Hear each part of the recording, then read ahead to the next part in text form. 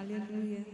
Porque o Senhor sempre se manifesta quando o povo dele verdadeiramente está no mesmo propósito, de buscá-lo, de adorá-lo. Como já foi dito aqui, não é quem está cantando, não é quem traz a palavra, mas é você. Como você está com o Senhor? Como está o seu coração? Se ele está ansiando pela presença, por mais de Deus, né? Como aquela mulher de Samaria, samaritana, que ela sentiu sede da presença de Deus, e Deus ali saciou a sede daquela mulher. E nós estamos hoje aqui nesta noite, não é à toa, não é, amados? A gente nunca pode vir para a casa do Senhor, vou para a casa do Senhor porque não tenho o que fazer. Não, eu vou para a casa do Senhor porque Ele é digno de ser adorado. Eu vou para a casa do Senhor porque um dia Ele me resgatou. E todo dia tem nos resgatado, como o louvor falou. Todo dia, amados. Porque a gente sabe que não é fácil sermos santos. Nós somos um povo santo. Mas como é difícil, não é? Nós nos separarmos, nos santificar. Mas o maravilhoso é que Deus já fez esse resgate em nossas vidas. Amados, vocês não podem deixar de vir à escola dominical. Amados, a escola dominical tem alimentado a nossa vida.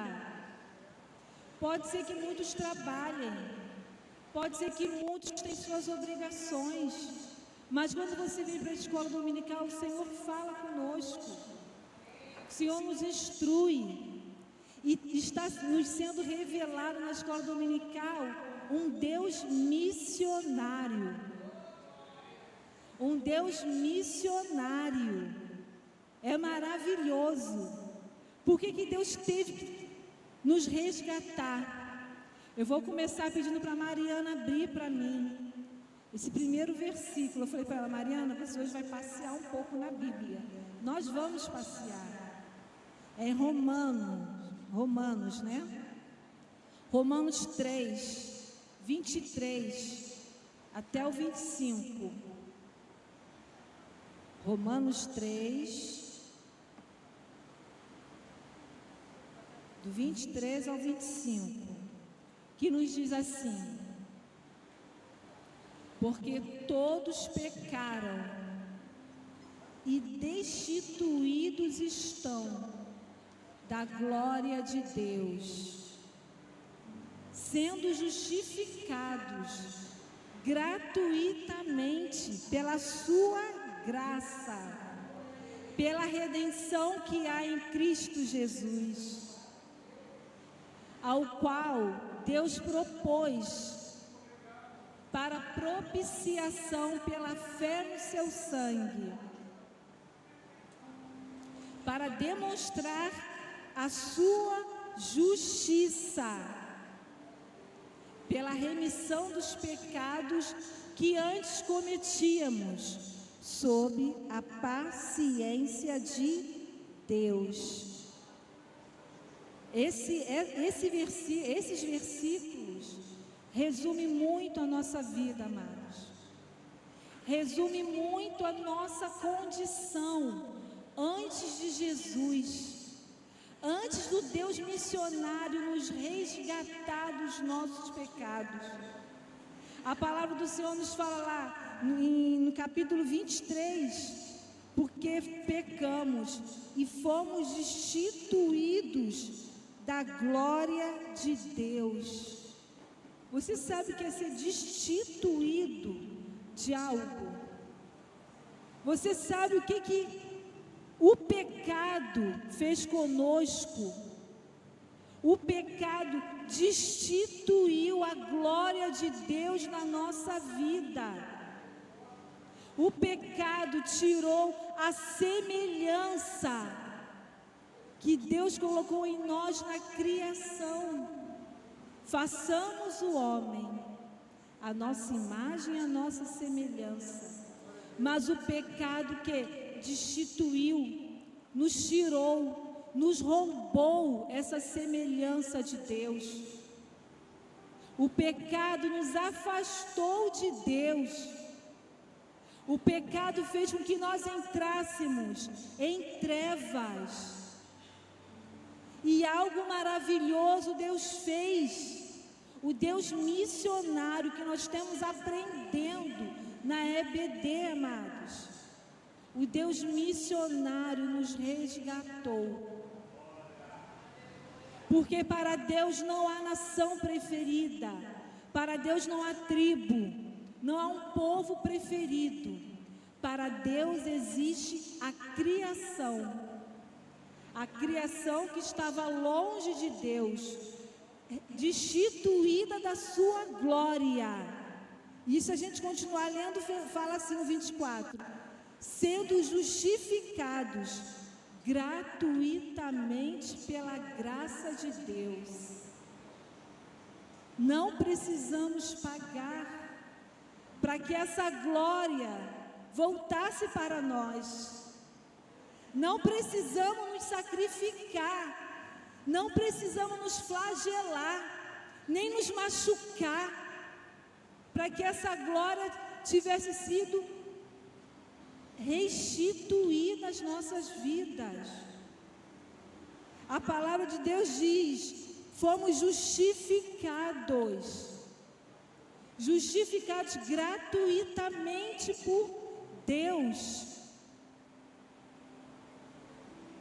pela redenção que há em Cristo Jesus. Aleluia! É maravilhoso, em Cristo Jesus. Não há outro Deus no qual importa que sejamos salvos. Não há outro Deus, outro nome que nos inflama, que traz a glória de Deus no nosso meio. E é isso que nós vivenciamos aqui nesta noite.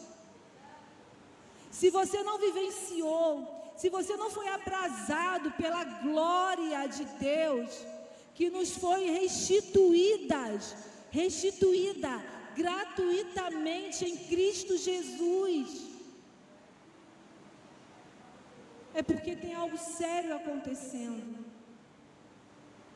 O pecado ainda te domina. Quando a gente não consegue, em Cristo Jesus, receber de Deus gratuitamente essa glória, nós temos que buscar, porque o Pai já veio, o Pai já pagou o preço, gratuitamente.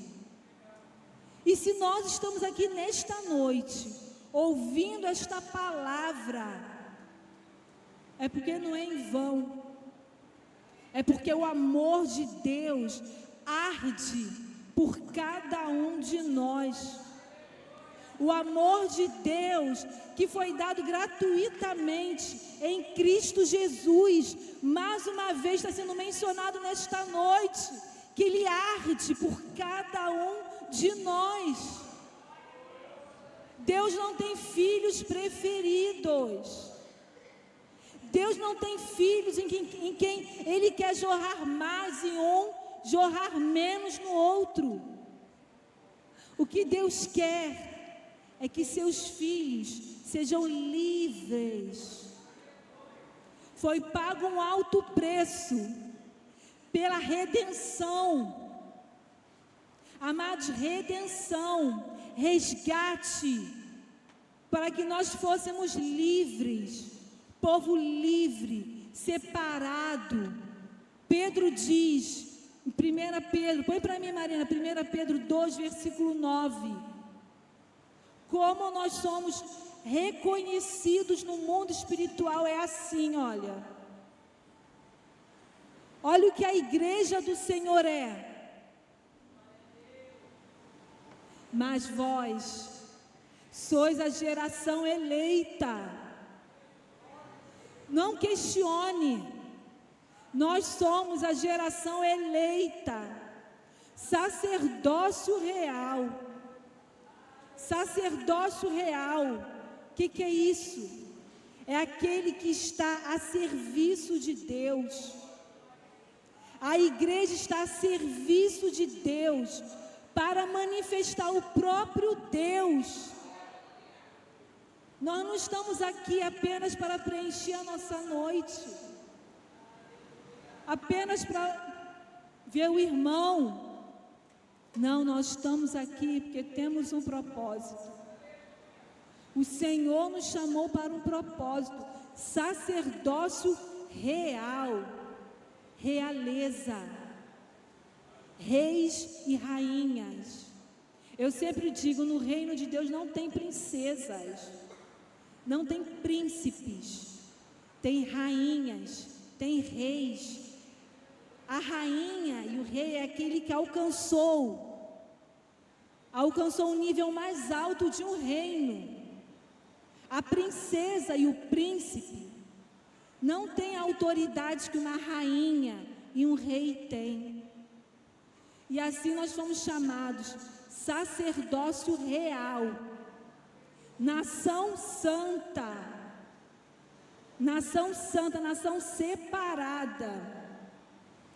Para quê? Para que anuncieis as virtudes daquele que vos chamou das trevas para a sua maravilhosa luz. Amados, Satanás está tentando nos enganar. Nós vivemos um tempo em que estamos brigando um com o outro. Nós estamos vivendo tempos que pela internet um ataca o outro. O povo de Deus está atacando o povo de Deus. E não foi para isso que nós fomos chamados.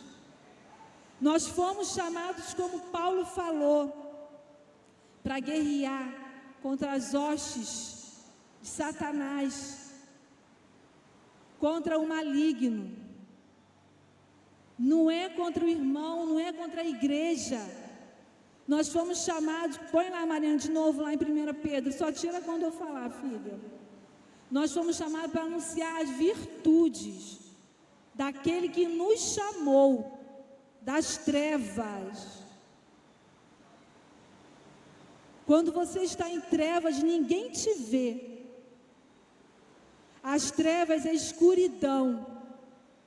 Enquanto você estava no teu pecado, enquanto estávamos em nossos pecados, em trevas, ninguém nos via, mas Ele nos viu e nos tirou das trevas para anunciar sua maravilhosa luz, né? Para sua maravilhosa luz, é tremendo. E hoje nós aprendemos um pouquinho sobre Jonas, né? Que Jonas foi enviado para a cidade de Nínive, né? A gente conhece a história de Jonas. Jonas foi enviado para um povo que era cruel. Era um povo que vivia em trevas. Era um povo que não tinha compaixão. Diz os historiadores que era um povo cruel, que eles se matavam, bastava olhar de cara feia, matava. Se pegasse um inimigo, não tinha perdão, não tinha misericórdia. E o que Deus fez?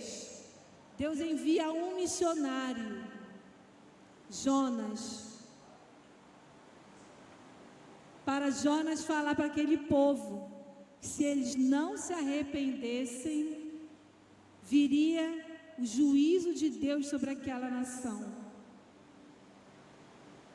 E o que eu acho assim, eu acho assim meio engraçadinho, mesmo a palavra engraçadinho, que Jonas ficou com raivinha, quando o povo de Nínive, que estava em trevas, estava em escuridão, estava sem saber o que estava fazendo, e esse povo se converte, e Jonas fica indignado. A palavra que dá na Bíblia é que Jonas fica indignado que aquele povo, o rei chamou o povo para jejuar, para orar, para buscar a Deus, e houve uma conversão tal naquela nação que Deus tirou aquele juízo sobre essa nação. E Jonas ficou indignado. E Deus faz brotar uma abóbora, né? E a abóbora seca. E Jonas chorou mais pela abóbora do que se alegrou pelo povo que se converteu. E Deus mostra para ele em Jonas 4,11. A compaixão dele é por toda a humanidade. E nós, amados, nós podemos nos colocar como Jonas. Como Jonas, para anunciar para quem está em trevas a maravilhosa luz. Porque é para isso que fomos chamados. Nós não fomos chamados apenas para desfrutar, é maravilhoso desfrutar. Porque quem tem a presença, desfruta da presença. Quem tem o Pai, desfruta das bênçãos do Pai. Se lembram do filho mais velho, na parábola do filho pródigo, que o irmão mais novo, caçula, estava doente. Pródigo quer dizer uma pessoa doente. Pródigo quer dizer uma pessoa que não sabe o que faz. O filho pródigo é um filho doente. Se vocês forem ver na advocacia, eles têm isso, eles falam sobre pródigos, pessoas pródigas, que não pode dar fortuna na mão daquela pessoa que ela não sabe administrar, ela é doente. O filho pródigo, ele era doente. Ele pegou o dinheiro do pai e não soube administrar porque ele era doente. E o filho mais velho, que estava ali na presença do pai, não soube desfrutar da presença do pai. Muitas vezes nós também estamos na presença e não sabemos desfrutar da presença. Mas sabe por quê? Porque a gente fica olhando para o lado. Como o filho mais velho, a gente olha para o lado. Porque a gente às vezes vê que algo está errado com o irmão e Deus continua abençoando o irmão. Se a gente abrir, vamos abrir lá em Romanos 2. Romanos 2, versículo 1. Esse versículo é maravilhoso. Quando eu peguei esse versículo, os amados, para a minha vida, porque fala assim, olha: portanto, és inexcusável, portanto, és indesculpável quando julgas. Ó homem, quem quer que sejas, porque o filho mais velho julgou o filho pródigo, que era doente, né? Mas assim a palavra nos ensina: porque te condenas a ti mesmo naquilo em que julgas o outro, pois tu que julgas fazes o mesmo. Não era assim? O filho mais velho queria fazer a mesma coisa. E a palavra nos ensina, Jesus nos ensinou isso, que entra no teu coração, você já fez, já praticou. O filho mais velho estava igualzinho o filho mais novo, só queria saber o que? Das bênçãos. Não queria saber da presença. Continua, filha, põe no 4 para mim. Põe no 4. Ou desprezas tu as riquezas da benignidade e paciência e longanimidade, ignorando que a benignidade de Deus te leva ao arrependimento. toa. Isso é muito forte, amados. Isso é muito forte. Nós temos que saber que o que nos leva ao arrependimento foi a benignidade de Deus. Foi a paciência de Deus. A palavra nos fala que Deus é um Deus benigno. Um Deus benigno. Muitas das vezes não vai fazer o que a gente quer. Porque quem é benigno, como Deus é benigno, é a essência dele. Ele fala não para a gente às vezes. Porque ele sabe que ele falando não é um livramento que a gente recebe. Quando ele fala um não, é um crescimento que a gente adquire. Porque nós fomos chamados não para ser filhos birrentos. A palavra do Senhor fala sobre isso. Sobre filhos que estão sem correção. O filho que não aceita a correção não é filho. Sabe o que a palavra de Deus fala? É bastardo. E nós não somos bastardos. Foi pago um alto preço para que eu e você pudéssemos falar Abba. Foi pago um alto preço para que eu e você pudéssemos falar Pai. Aqui não tem filho bastardo. Aqui não tem rejeitado. Aqui não tem o menor nem o maior.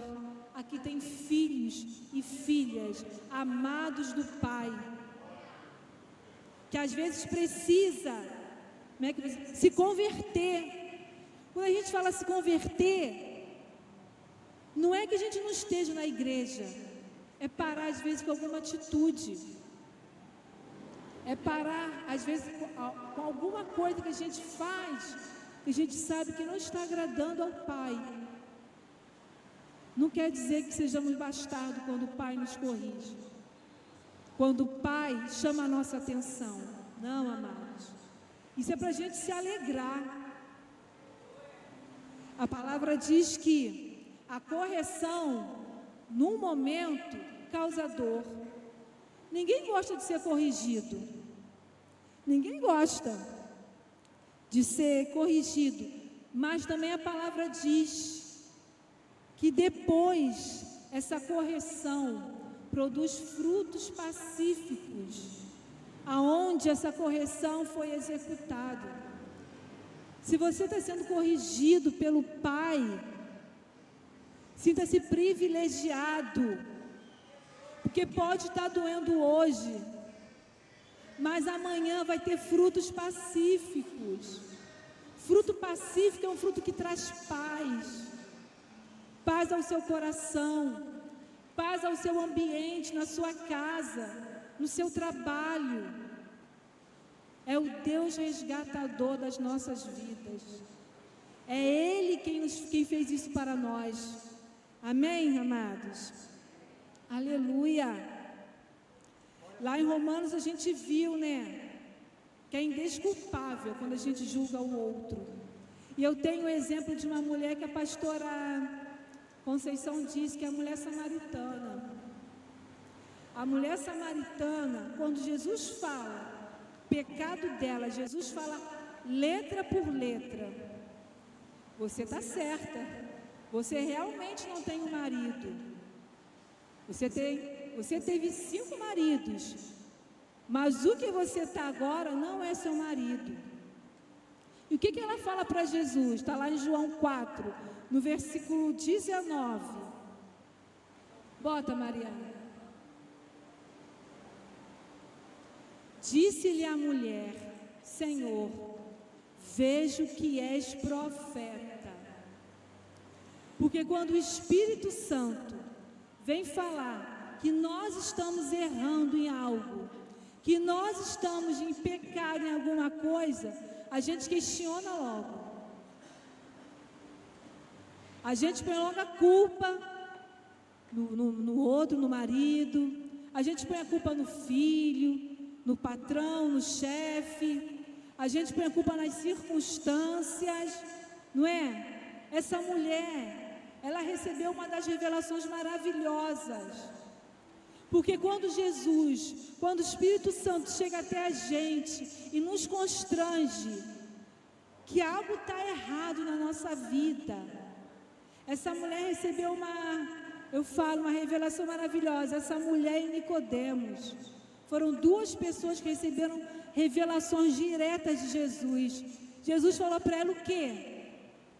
Deus é Espírito. Ninguém nunca tinha ouvido falar que Deus é Espírito. E importa que aqueles que o adorem em Espírito e em verdade. Mas por que ela recebeu essa revelação tremenda no particular dela? Igual Nicodemos foi no particular, as revelações maravilhosas, porque ela se deixou convencer que ela era pecadora. Ela andou por um tempo certinho. Se Jesus falou, você teve 5 maridos, é porque eu não sei como, não sei, conforme a lei, se morreu, não sei, os maridos morreram, ficou viúva 5 vezes, eu não sei. Eu sei que 5 vezes ela teve marido, mas o último não era marido dela. Assim somos nós, né, amados? A gente vai caminhando certinho. A gente vai caminhando, na caminhada com Deus. Chega um momento, a palavra fala para não desvencilhar, nem para a direita e nem para a esquerda. E a gente, muitas das vezes, a gente faz isso. A gente vai caminhando certinho, mas daqui a pouco a gente dá um vacilo. E o Espírito Santo vem. Quando ele vem, amados, quando ele vem nos confrontar, é momento de se quebrantar, é momento da gente se ajoelhar no nosso quarto, na nossa intimidade, que ele vai revelar. Ele vai revelar, como Davi disse, revela-me os pecados escondidos que eu não sei. Ele revelou para essa mulher detalhadamente. E ela não perdeu a oportunidade. E sabe o que é maravilhoso? Ela morava na cidade de Sicar, uma das cidades de Samaria. Sabe o que significa Sicar? Cidade da falsidade. Jesus, santo, maravilhoso, Filho de Deus, o príncipe da paz, ele transpõe, amados, ele transpõe obstáculos das nossas vidas para chegar até o nosso eu. Ele transpõe os pecados que nós temos, sendo santo, para nos convencer dos nossos pecados. Porque o que importa para Jesus não é como estamos. O que importa para Jesus é como ficaremos depois dele entrar em nossas vidas. E muitas das vezes Jesus está conosco. Jesus fala, Jesus ministra, o Espírito Santo trata conosco, vem nos convencer, e o nosso coração é duro. A gente tem que aprender com essa mulher da cidade da falsidade. Chegou ali o dono, o dono do mundo. Chegou ali naquela cidade da falsidade, de ninguém, samaritanos, pessoas que eram consideradas impuras. Assim éramos nós, considerados impuros para Deus. E Deus transpôs os nossos pecados. Deus transpôs a escuridão que nos cercava, A luz chegou até nós, amados. Não foi à toa, não foi em vão. É para que nós tenhamos novidades de vida. Novidades de vida. Aleluia. Paulo também, né? O Eusébio hoje trouxe a memória. Paulo, ele falou assim, em 1 Coríntios 9, 22.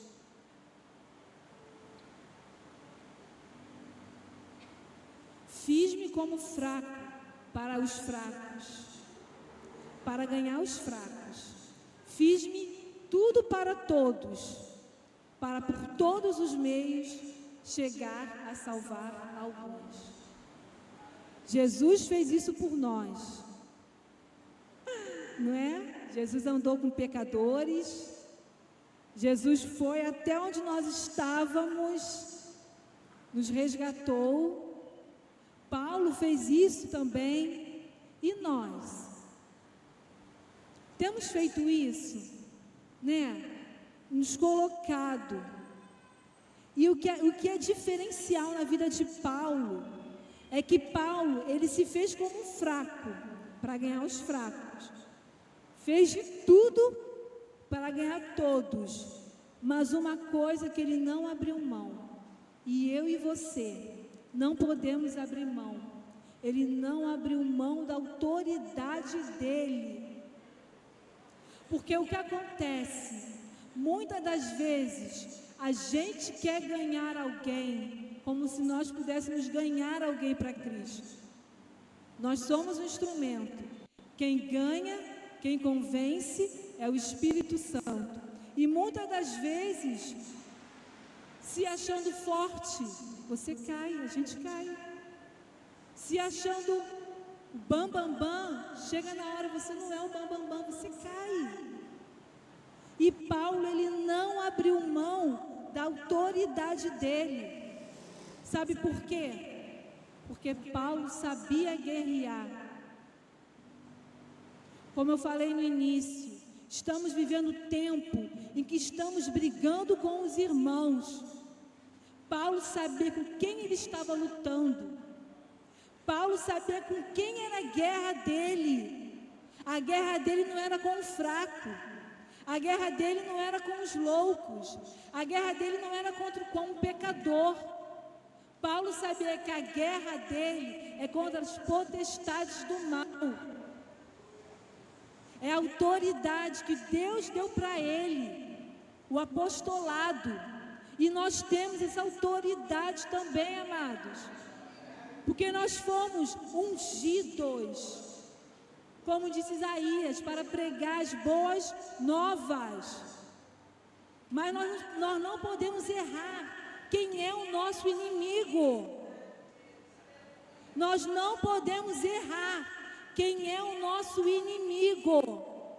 O nosso inimigo não é o nosso marido, não é a nossa esposa, não são nossos filhos, não são nossos chefes, nossos amigos. O que a gente não pode fazer é errar. E Paulo, ele me ensina isso. Ele se fez de louco, mas ele não abriu mão da autoridade dele, a autoridade que Deus colocou sobre a vida dele. E saber com quem você está guerreando.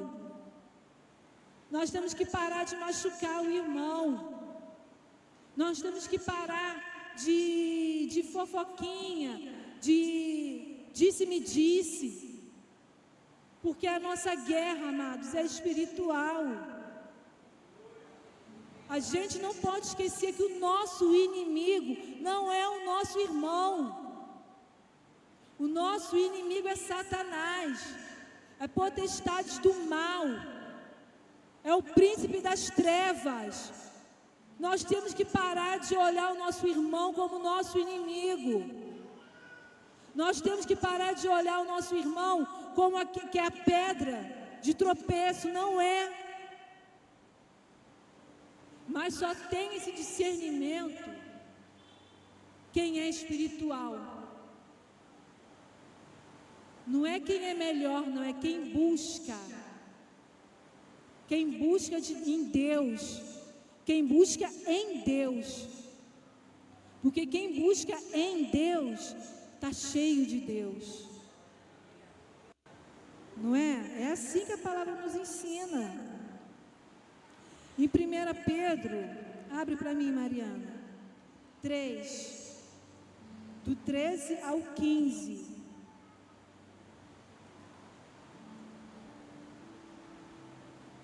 1 Pedro, do 13, 1 Pedro 3, do 13 ao 15.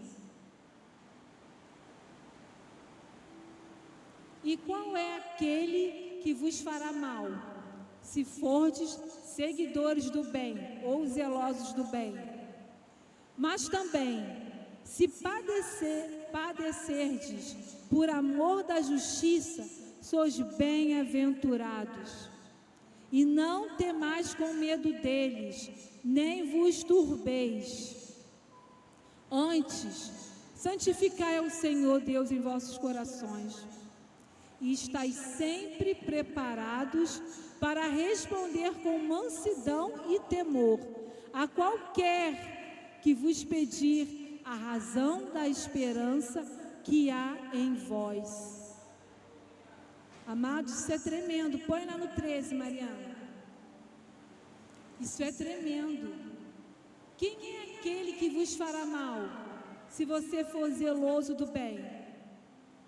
Quantas vezes a gente faz um bem, né?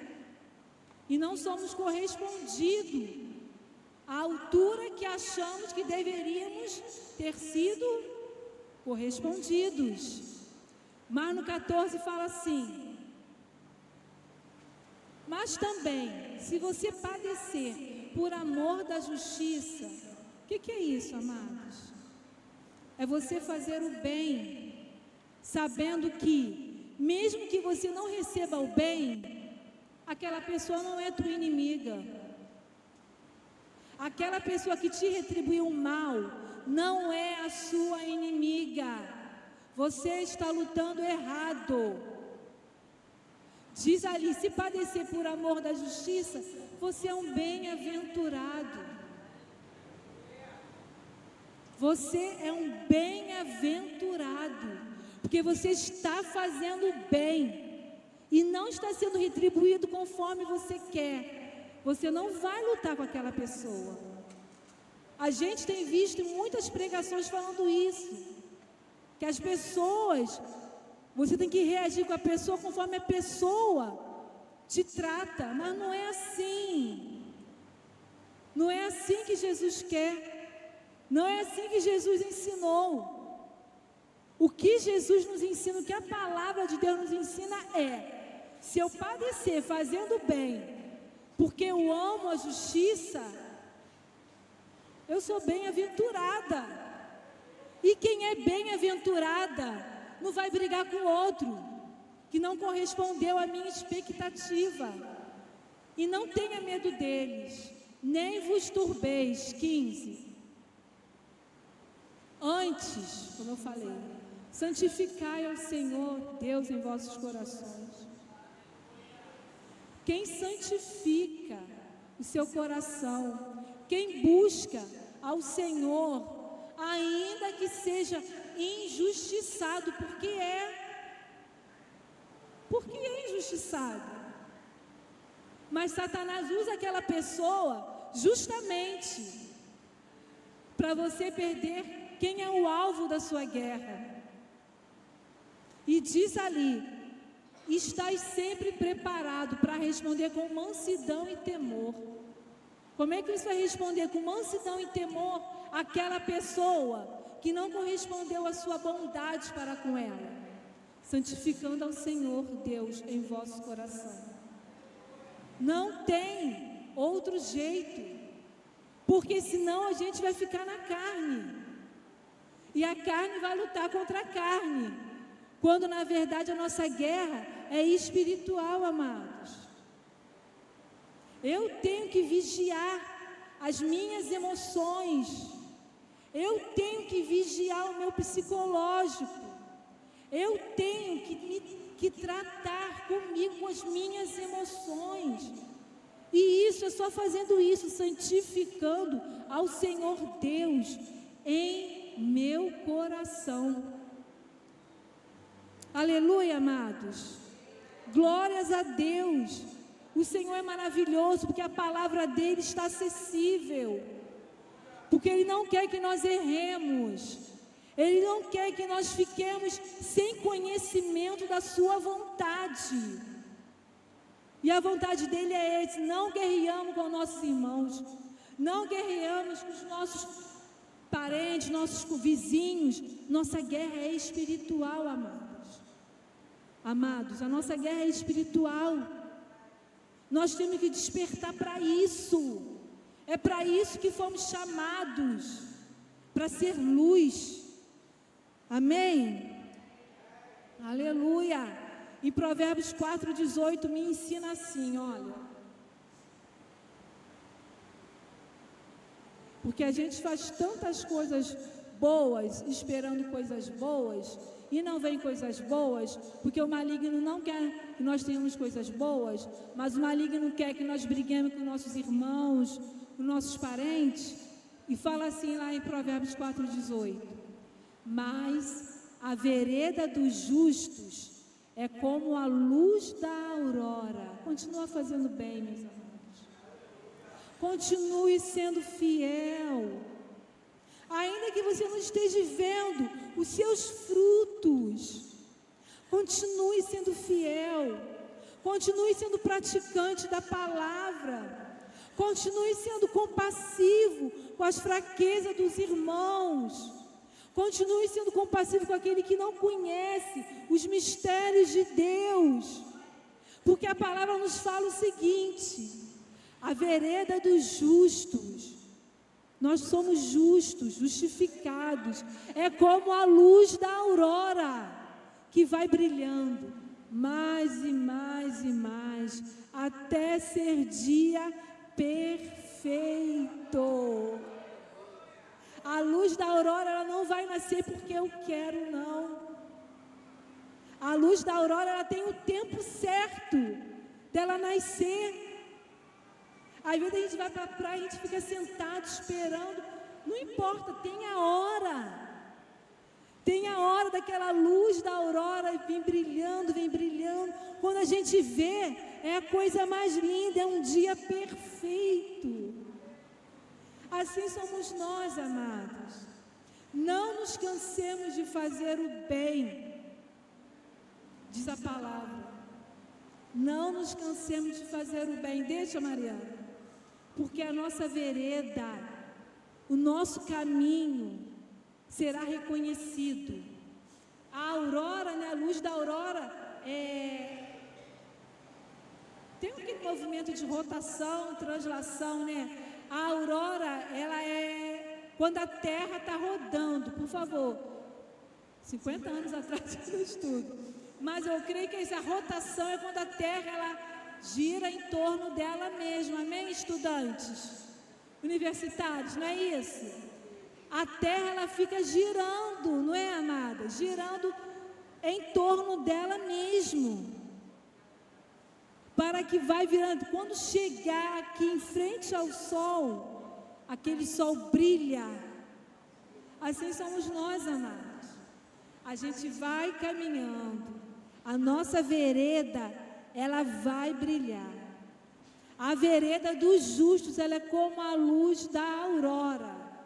É a coisa linda. Todos param para olhar, porque você de repente fala: está demorando muito, Senhor, a minha recompensa. Mas tem tempo certo para tudo, amados. Não nos cansemos de fazer o bem. Não nos desfaleçamos. Se é que ainda confiamos no Senhor.